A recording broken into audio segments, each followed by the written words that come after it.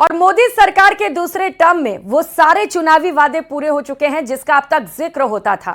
मोदी सरकार ने अपने दूसरे कार्यकाल में नारी शक्ति और राष्ट्रवाद से जुड़े अहम मुद्दों को चरणबद्ध तरीके से अमली जामा पहनाया। अब विपक्ष बीजेपी की इसी नई रणनीति में पूरी तरह से उलझ चुका है। ये रिपोर्ट देखिए। हम भारत को विकसित भारत बनाने वाले हैं और ये मोदी की गारंटी है। 3 तलाक से मुक्ति, धारा 370 का खात्मा, राम मंदिर का निर्माण। हमारे राम आ गए। श्री रामलला भगवान के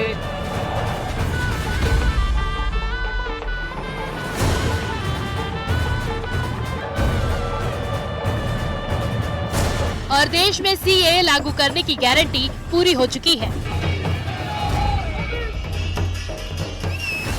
तो अब मोदी की गारंटी 2024 में हैट्रिक की गारंटी दे रहा है। पीएम मोदी ने साफ शब्दों में कह दिया है, बीजेपी का तीसरा कार्यकाल नारी शक्ति के उत्कर्ष का नया अध्याय लिखेगा। मोदी के तीसरे कार्यकाल में भारत तीसरी सबसे बड़ी अर्थव्यवस्था बनेगा और 2024 से 2029 के कार्यकाल में हिंदुस्तान विश्व में अपनी अलग छाप छोड़ देगा। सफलताओं की ये श्रृंखला ही नारी शक्ति पर मेरे भरोसे को और ज्यादा मजबूत करती है। मैं देश की हर माता, बहन, बेटी को ये विश्वास दिलाता हूं कि हमारा तीसरा कार्यकाल नारी शक्ति के उत्कर्ष का नया अध्याय लिखेगा। अयोध्या में राम मंदिर का निर्माण और फिर 2 महीने बाद देश में सीए लागू कर बीजेपी ने लोकसभा चुनाव में उतरने से पहले हिंदुत्व के तरकश में एक और तीर सजा लिया है। पार्टी की पूरी रणनीति जाति गणना का सवाल खड़ा करने की कोशिश में जुटे विपक्ष को हिंदुत्व और राष्ट्रवाद की पिच पर उतारने की है।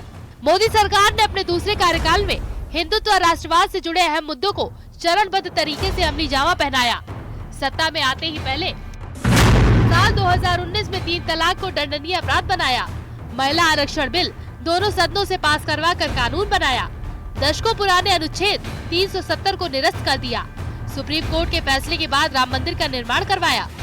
अब हिंदुस्तान में नागरिकता संशोधन कानून लागू कर दिया।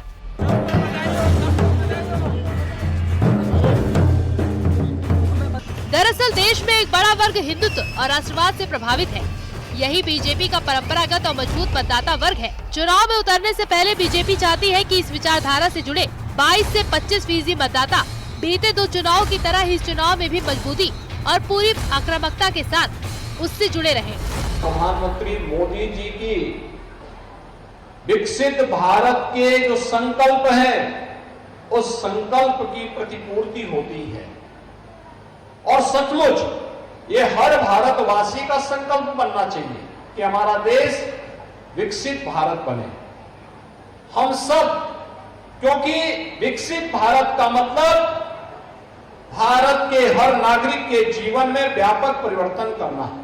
हिंदू, सिख, ईसाई, बौद्ध, पारसी ऐसी माइनॉरिटीज के लिए, अल्पसंख्यकों के लिए जो इन 7 लगते पड़ोसी मुल्कों में है, अगर उनको उत्पीड़ित किया जाता है, प्रताड़ित किया जाता है, तो भारत में नागरिकता देने का कानून बनाया है। दुनिया भर में इतना बड़ा मानवीय कार्य किसी ने किया है तो प्रधानमंत्री नरेंद्र मोदी जी ने और अमित शाह जी ने किया है। यानी प्रधानमंत्री मोदी का पहला और दूसरा कार्यकाल सियासी पटल पर अटल हो चुका है। तो अब तीसरे कार्यकाल की बारी है, जिसकी पूरी तैयारी है और नारा भी 400 पार कर दिया जा रहा है। Bureau report, news 18।